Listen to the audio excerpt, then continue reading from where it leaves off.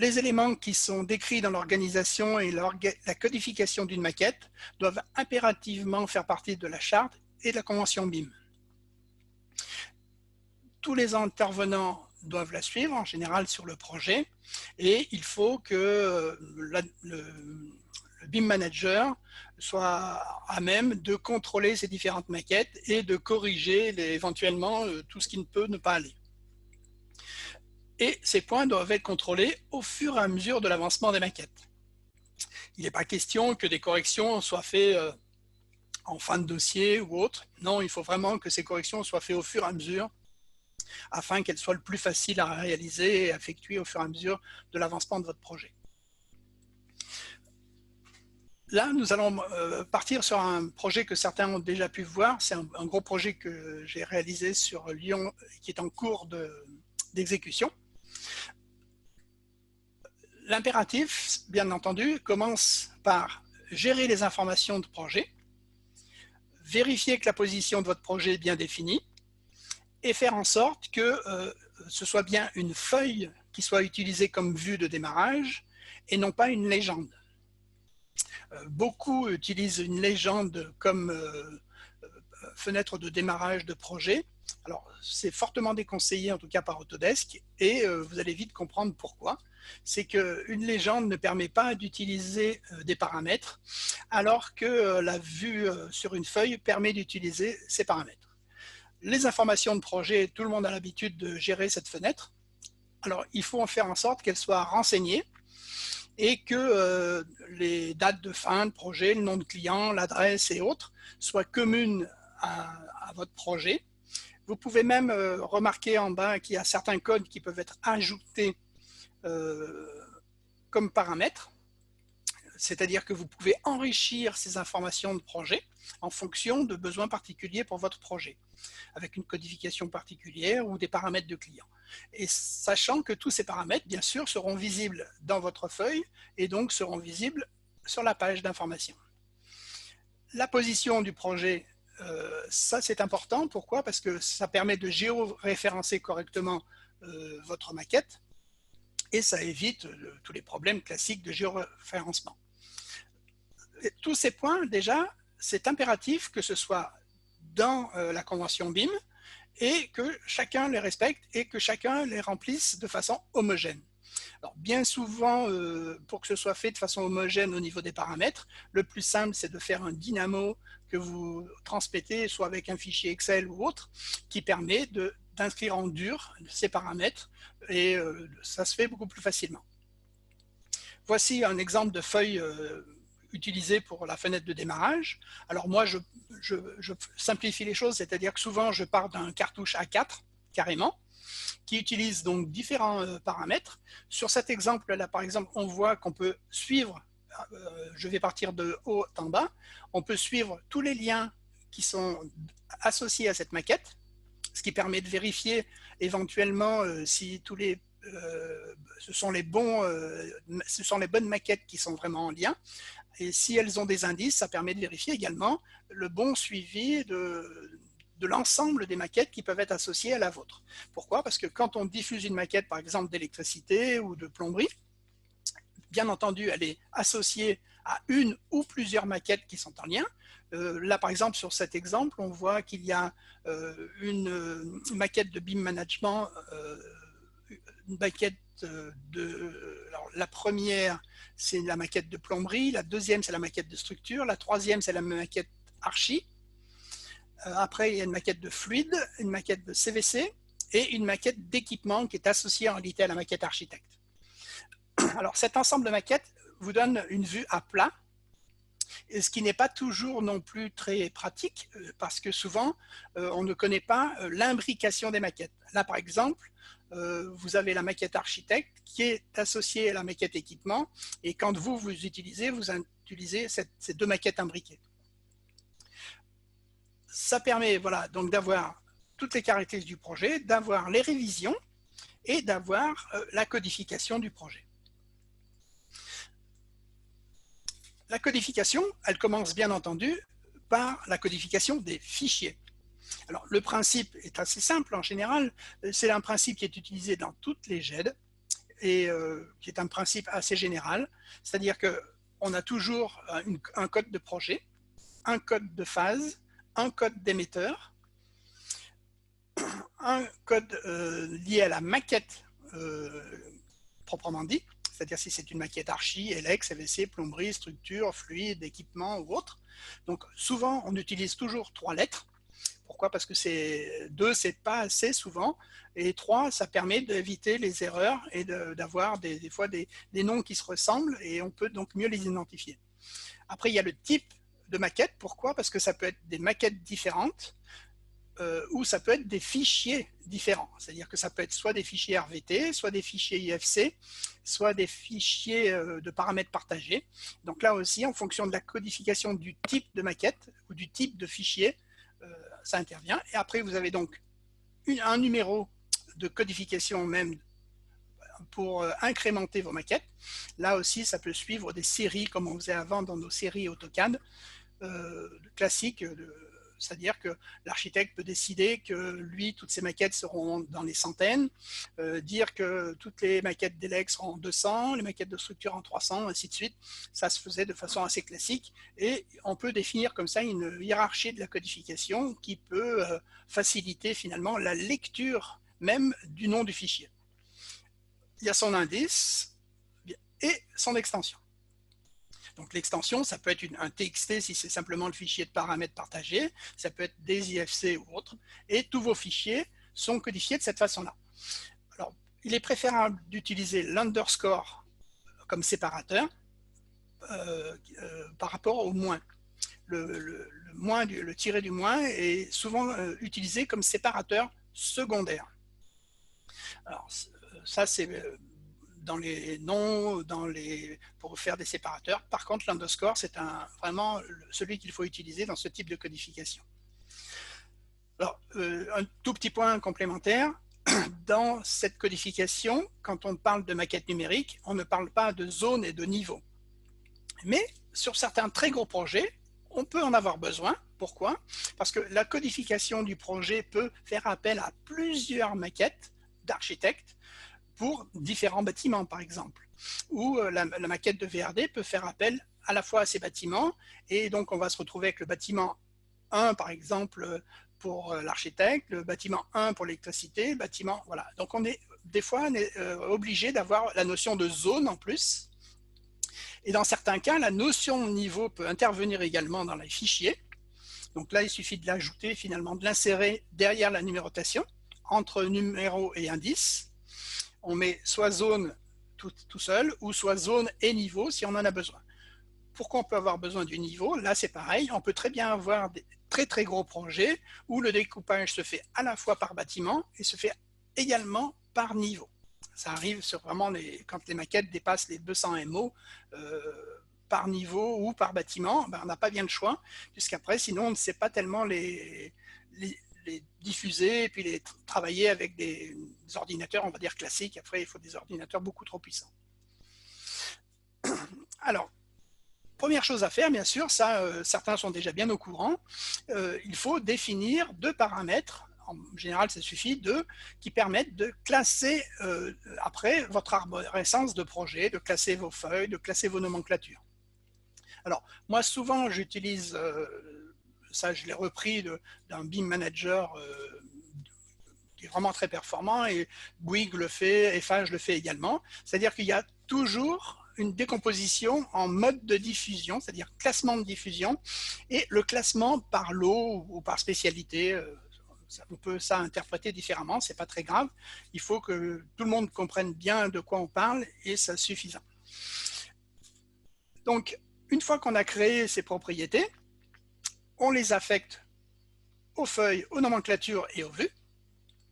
Et une fois qu'on les a affectés, eh ben, on n'a qu'à basculer finalement après dans les propriétés d'organisation de projet sur ce type de classement. Et on se retrouve avec donc une arborescence avec un classement particulier qui sera géré par mode de diffusion et par classement par lot. Alors on le voit bien sur la partie de gauche. La partie classement, c'est par exemple le rendu, le travail. Alors, bien souvent, moi, j'aime bien décomposer ces deux notions, rendu et travail. Pourquoi? Parce que les vues spécifiques pour le rendu doivent être classées ici. Pourquoi? Pour que personne ne les touche, ne les détruise, ne les renomme. Pourquoi? Parce que ces vues de rendu sont utilisées dans des feuilles. Donc, il faudra les retrouver en bas dans les feuilles. On a aussi la partie diffusion qui correspond à ces vues de rendu. Par contre, dans la partie travail, là, on peut laisser libre cours finalement à l'organisation, au classement, puisque ce ne sont pas des vues qui vont être utilisées pour finalement faire des feuilles, pour faire des impressions papier ou des impressions PDF, mais ce sont des vues qui vous servent, vous, simplement à travailler et à organiser votre travail. Donc là, on a un découpage assez classique. Alors, dans la partie travail, là, pareil, souvent, moi, je décompose tout ce qui est définition de maquette.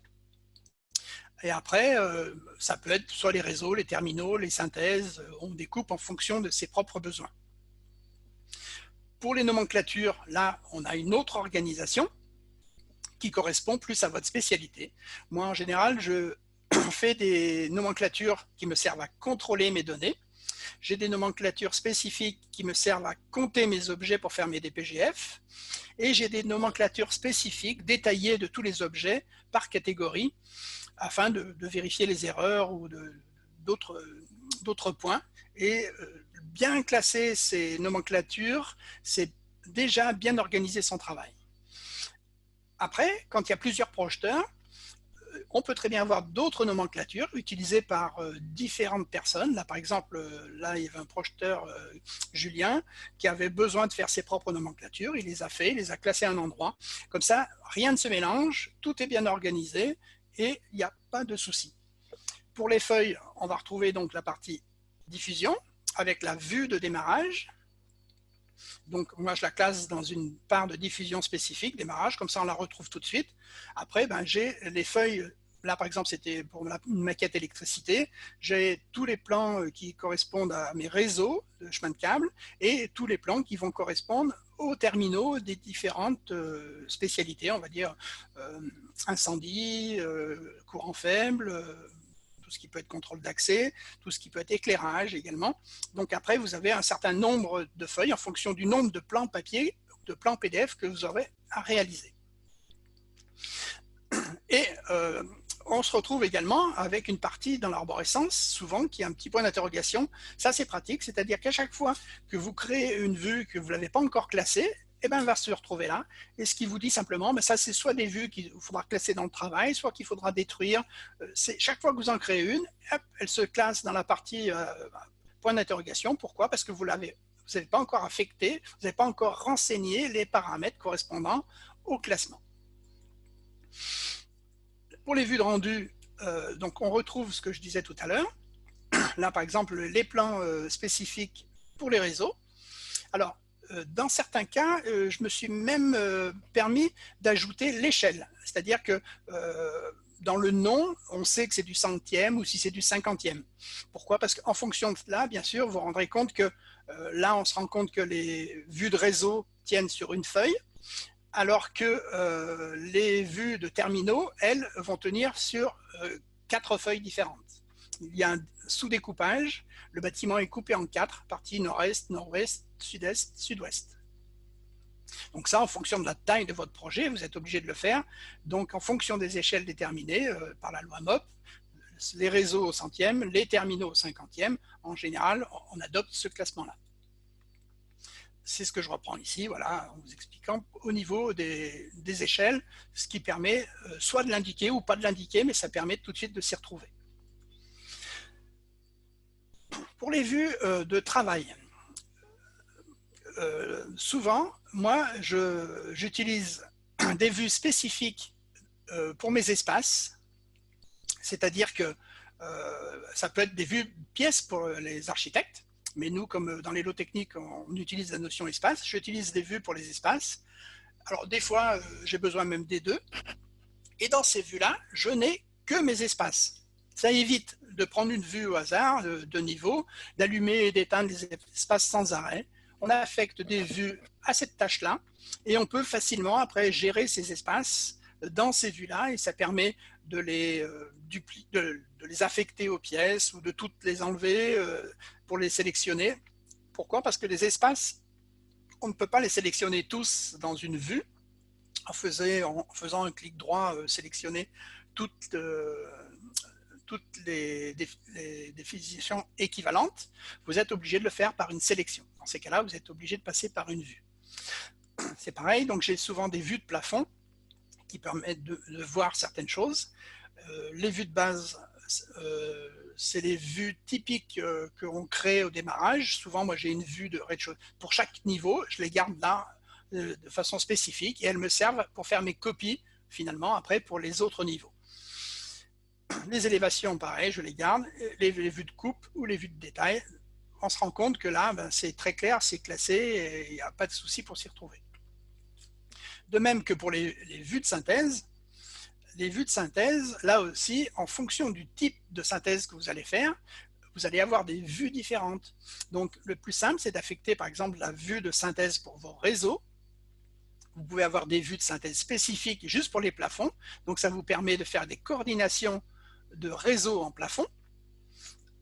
Vous avez la même chose pour les terminaux, voir les terminaux en plafond, et une synthèse d'équipement et de réseau dans certains cas, c'est-à-dire pour certains niveaux, on a besoin de voir l'ensemble. C'est souvent le cas, par exemple, pour la toiture, où là, on voit à la fois les réseaux et les équipements. Pourquoi? Parce qu'il n'y a pas de notion de plafond et autres. L'organisation des feuilles. Là aussi, la codification des feuilles est importante. Sur ce projet-là, par exemple, on avait démarré une codification de feuilles et en cours de projet, là vous voyez, il y a un code qui s'appelle 17200, 17205. L'architecte, en plein milieu du projet, a décidé que, du moins c'est l'architecte ou quelqu'un d'autre, en tout cas, ils se sont décidés qu'il fallait renommer toutes les feuilles et leur affecter une codification. C'est-à-dire que 17, c'était le LOELEC, l'architecte, lui, ça devait être le 1, la structure, ça devait être le 2, ainsi de suite. Et il a défini comme ça un découpage particulier. Alors ça, c'est quelque chose qu'il faut faire tout au début. Parce que le faire quand c'est avancé, c'est compliqué parce que il va falloir renommer, faire en sorte que les vues correspondent, ainsi de suite.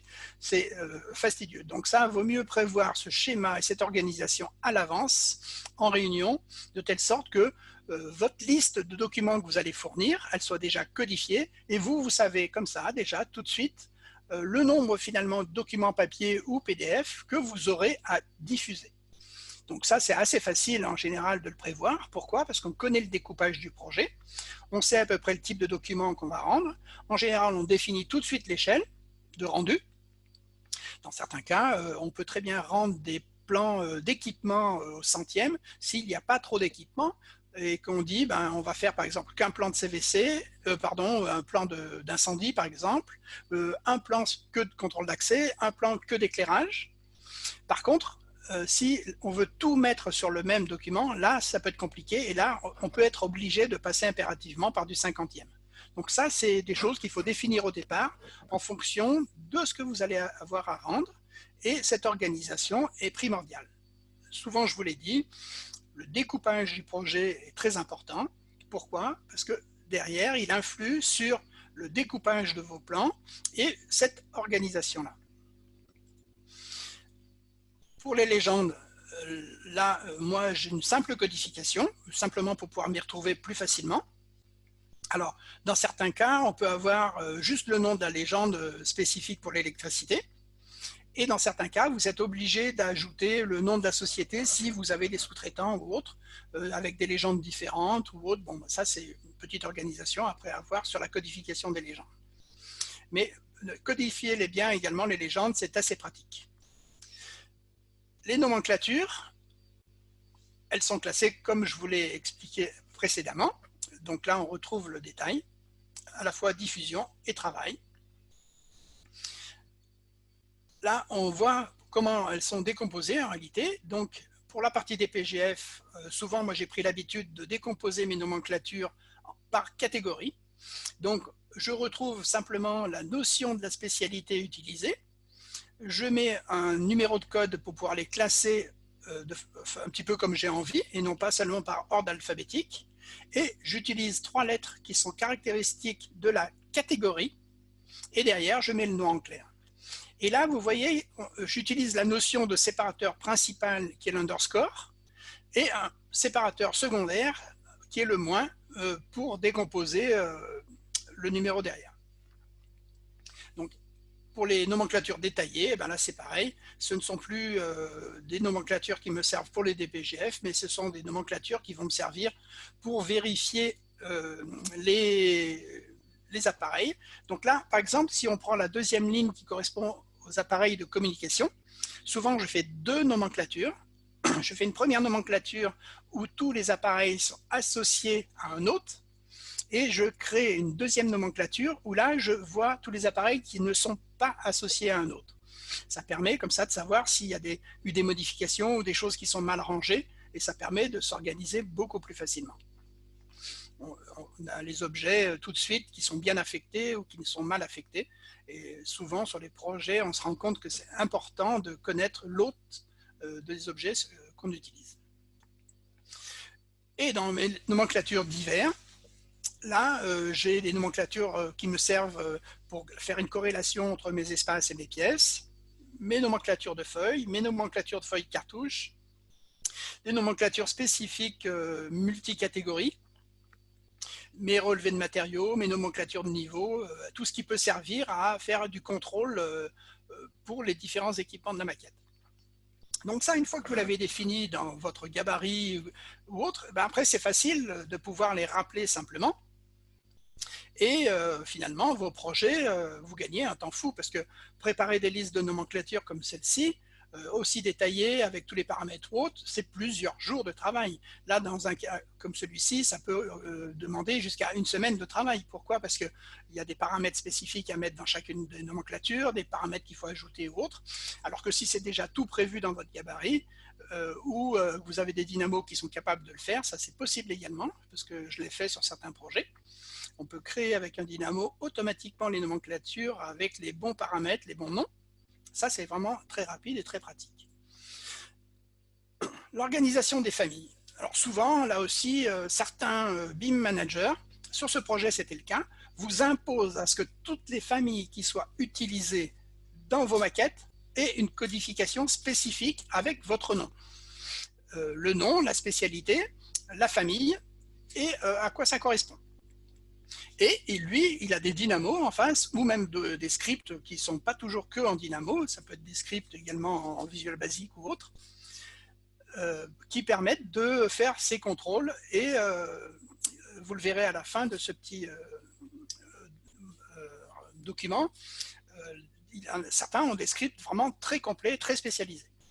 Donc, vous avez les familles par catégorie, et là j'ai mis toutes les familles d'électricité, et on doit retrouver toutes ces familles. Là on voit bien la codification que j'ai utilisée, les appareils de communication ACO, les appareils téléphoniques ATE, et ainsi de suite. Et ça, on peut le faire pour quelles que soient les spécialités. Il est vrai qu'en électricité, c'est d'autant plus indispensable que les catégories de famille sont d'autant plus importantes. Il y en a beaucoup plus. En plomberie ou en CVC, vous avez beaucoup moins de catégories. Mais là aussi, moins il y a de catégories, et plus votre codification doit être précise et importante. Pourquoi? Parce que si tout est fouillis pêle-mêle dans la même catégorie, après, ben, vous ne savez plus si c'est une cassette, ou si c'est un radiateur, ou si c'est un équipement de ventilation, une VMC ou autre. Si vous les avez mal classés, si vous n'avez pas préparé correctement vos sous-catégories, ben vous serez très vite perdu, et puis le projeteur met un temps fou, et il y a des erreurs, et après on se retrouve dans des nomenclatures avec des PGF complètement erronés. Pourquoi? Parce que les gens utilisent les mêmes familles pour plusieurs finalement objets, et ça devient ingérable. Donc là pareil, moi en général je ne codifie que le nom de la famille. Le type je le garde en clair, de telle sorte qu'il corresponde réellement à ce que je veux. Là, je ne pouvais pas faire plus clair. Bouton poussoir, là c'était un bouton poussoir de montée-descente de rideau. Et les types, alors souvent, quand vous voyez cette décomposition en code, c'est souvent les électriciens qui utilisent ça, mais c'est-à-dire que quand vous avez un équipement avec une vue 2D, imaginez une prise de courant qui est à 30 cm du sol et son interrupteur qui est au-dessus à 1 mètre. Sur le papier, vous verrez la prise au plus près, le symbole de la prise au plus près du mur et le symbole de l'interrupteur légèrement décalé, et il est en rang 1. Donc souvent, on fait une décomposition de ce type-là en rang. C'est pour ça qu'on trouve le R1, R2, R3. Quand vous avez des boutons poussoirs en R3, ça veut dire que vous pouvez très bien avoir un bouton poussoir de premier rang, un deuxième décalé de deuxième rang et un troisième en troisième rang. Il existe même des familles chez des fabricants où il y a des utilitaires qui sont vendus, comme chez Legrand ou autres, qui permettent de gérer la pose finalement en rang et en décalage à droite ou à gauche par des grilles automatiques. C'est assez pratique. Là aussi, la notion de groupe, je me suis rendu compte qu'il était important de codifier vos groupes sur spécifiquement ceux qui sont sauvegardés. Alors ça m'a sauvé la mise dans quelques projets. Ça, c'est important, par exemple, quand vous dessinez des réseaux, alors que ce soit un réseau de chemin de câble ou un réseau CVC ou de plomberie. Souvent, moi, quand j'ai fini mon plan de niveau, je fais un groupe de mon ensemble du niveau, et ce groupe, je le sauvegarde. Ça permet de sauvegarder à l'extérieur de votre maquette, sur un fichier RVT spécifique, vos propres réseaux. Ça m'a permis, par exemple, d'expédier ma maquette à un collègue qui avait un peu plus de temps, qui était sur Paris ou dans une autre agence, ou même un sous-traitant. Et la personne, elle fait des modifications, et elle te renvoie la maquette, et il n'y a plus rien qui va, il n'a pas tout compris, il vous a fait les choses autrement ou autre. Et il suffit, vous, de rappeler votre groupe que vous aviez préparé, ce que vous aviez sauvegardé, et vous avez récupéré l'intégralité de votre travail à un instant T par niveau. Ça, c'est assez pratique, et ça permet également de faire des modifications par groupe quand vous utilisez des groupes de niveau. Imaginez tout simplement que vous faites une maison de retraite et il y a 3 étages identiques. Vous faites tout simplement un premier niveau. Une fois que votre niveau est fini vis-à-vis des cheminements, ou même ça peut être au niveau des équipements, vous faites un groupe, et c'est ce groupe finalement que vous allez recopier d'un niveau sur l'autre, et vous, si l'architecte modifie quelque chose, vous aurez juste un groupe à modifier, et tous les groupes que vous aurez dupliqués automatiquement se modifient les uns en même temps.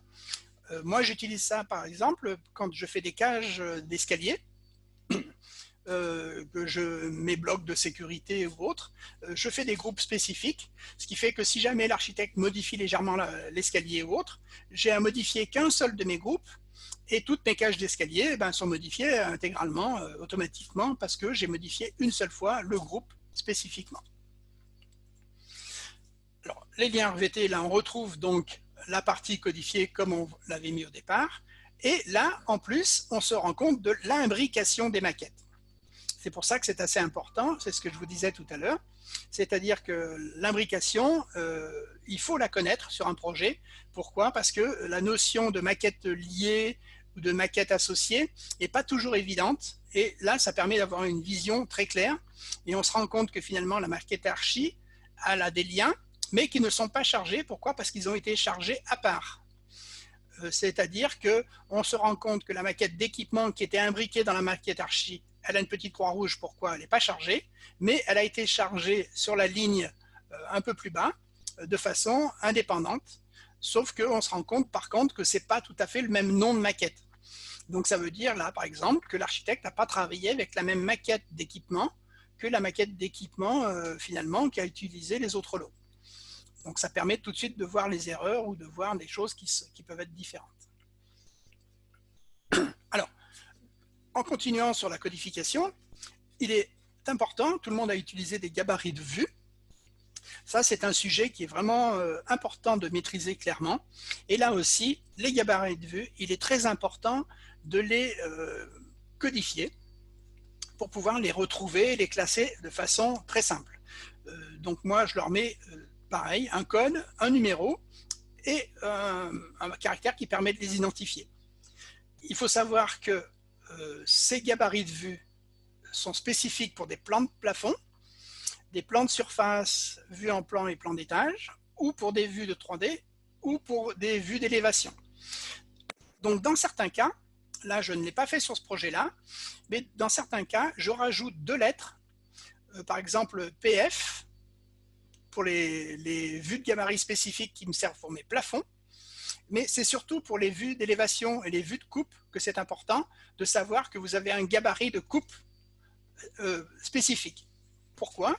Parce que chaque fois que vous faites une petite coupe pour vérifier quelque chose, ben vous lui affectez systématiquement le bon gabarit pour avoir à la fois vos bonnes couleurs, le bon gabarit associé à ce que vous voulez voir. Vous éteignez, vous allumez exactement tous les composants que vous avez besoin. Et comme c'est un travail qui est extrêmement répétitif, pourquoi? Parce que des coupes, on en fait énormément. Le fait d'avoir bien préparé votre gabarit de vue, et ben en 2 secondes, vous appliquez votre gabarit et vous avez la vision des choses telles que vous la souhaitez. Donc, important de bien codifier pour pouvoir s'y retrouver et de ne pas se mélanger. Bien sûr, si on a codifié les gabarits, il faut bien sûr avoir aussi codifié les filtres associés. Et là, il est important de les codifier de façon correcte pour pouvoir vous y retrouver. Et là, c'est pareil, il faut avoir de l'ordre, de l'organisation. Pareil, toujours le nom, la catégorie ou le type de matériel, savoir ce que c'est, pour pouvoir les retrouver facilement. Affecter des couleurs. Le code de couleur que vous avez utilisé, notez bien les codes RVB. Pourquoi? Parce que souvent, vous avez besoin de refaire un gabarit de vue à peu près similaire. Mais bon, quand on clique sur le rouge, il faut savoir exactement quelle couleur vous aviez choisi. Et quand vous avez un nombre de couleurs assez important, vous êtes obligé d'aller chercher dans les nuances en RVB.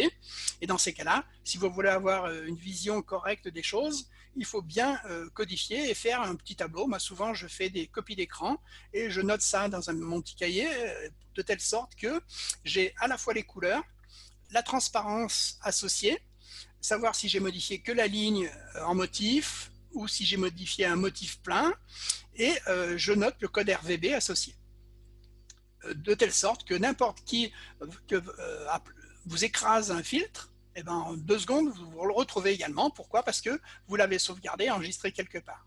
Alors là, il existe des outils qui permettent de sauvegarder les filtres, mais ce sont souvent des outils payants.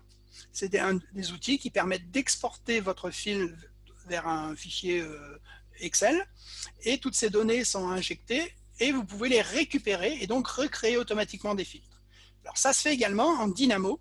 Donc là, j'ai trouvé un bon sujet qui traite de ça, mais je ne me suis pas encore suffisamment penché dessus pour pouvoir vous en dire plus, mais j'ai vu une démo avec des filtres en Dynamo et ça a l'air très prometteur. Pourquoi? Parce qu'on perd beaucoup de temps également sur cette partie filtre, création de gabarit de vue. On en arrive maintenant aussi à la codification des paramètres de projet. Des paramètres de projet sur de très gros projets, vous allez peut-être en avoir une centaine.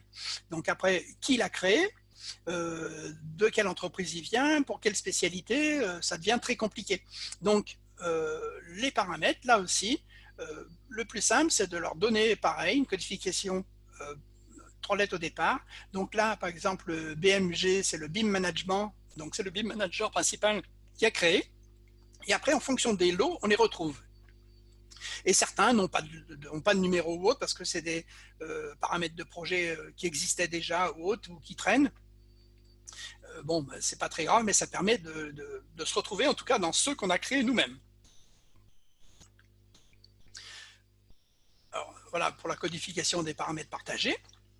Le fichier de paramètres partagés pouvant créer des groupes de paramètres, et ça permet de classer également par groupe tous ces fichiers, ce qui fait qu'on les classe de façon très simple, tout ce qui est partie MEP par exemple, ou tout ce qui est partie architecte ou BIM management. Là aussi, dans le fichier de paramètres partagés, une organisation est importante et ça permet de bien structurer vos documents, d'autant plus que des fichiers de paramètres partagés peuvent être exportés partiellement. Il y a des fonctions qui permettent d'exporter partiellement. Donc, on peut très bien n'exporter, par exemple, que la partie architecte ou que votre propre partie, et que cette partie qui a été exportée soit intégrée par le BIM Manager principal dans le fichier unique. Là, je vous le rappelle, hein, dans un gros projet, pour que les paramètres fonctionnent correctement, il faut qu'ils soient tous issus du même fichier TXT unique. Sinon, on peut se retrouver avec des paramètres qui ont le même nom, à l'identique à 100%, mais qui ne sont pas issus du même fichier, donc ils ne seront pas compatibles. Ça, moi, je m'en suis rendu compte sur un exemple très simple. L'architecte vous envoie un cartouche, mais il n'envoie pas le fichier de paramètres partagés, et il a utilisé, lui, un fichier de paramètres partagés pour faire son cartouche. Et bien, vous allez créer vos paramètres partagés et autres, vous allez prendre son cartouche, et vous allez renseigner, et vous ne voyez rien dans le cartouche. Et au bout d'un moment, vous dites, je ne comprends pas, j'ai rempli les paramètres, ainsi de suite. C'est simplement que le logiciel, il voit qu'il y a deux paramètres qui sont identiques, mais pour lui, ce ne sont pas les mêmes, et il remplit le mauvais. Donc après, il faut que vous réaffectiez finalement aux cartouches les bons paramètres, c'est-à-dire qu'il faut aller dans le cartouche, enlever le paramètre et réassocier le paramètre de même nom, mais qui correspond à votre propre fichier texte. Donc ça devient très lourd, très fastidieux. Donc le plus simple, c'est toujours d'avoir un fichier unique.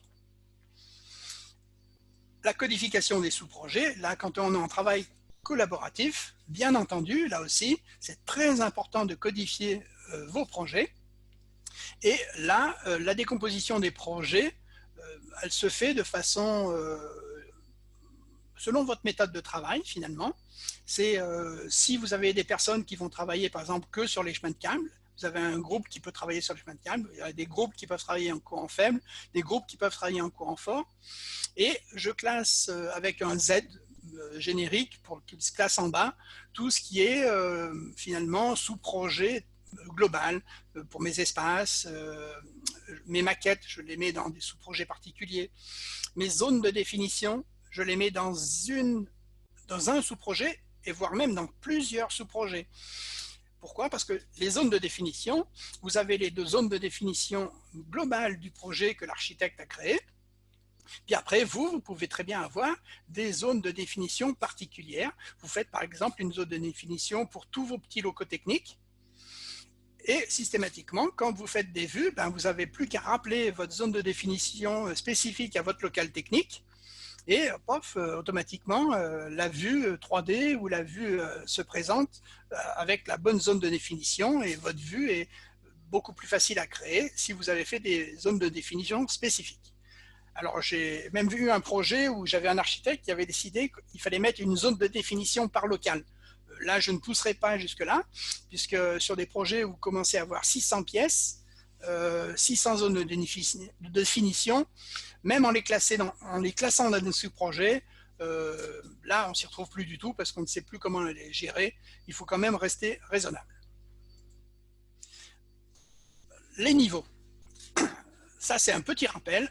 Je vous rappelle qu'un niveau ne doit jamais être renommé. C'est-à-dire que vous pouvez vous le renommer à un moment donné parce que vous en avez besoin dans votre maquette ou autre, mais les niveaux spécifiques que vous utilisez, souvent, ils ont été copiés-contrôlés, et à partir du moment où ils sont copiés-contrôlés, ils ont le même nom que le niveau qu'a utilisé l'architecte ou le BIM manager en fonction de la maquette de référence qu'il vous a transmis.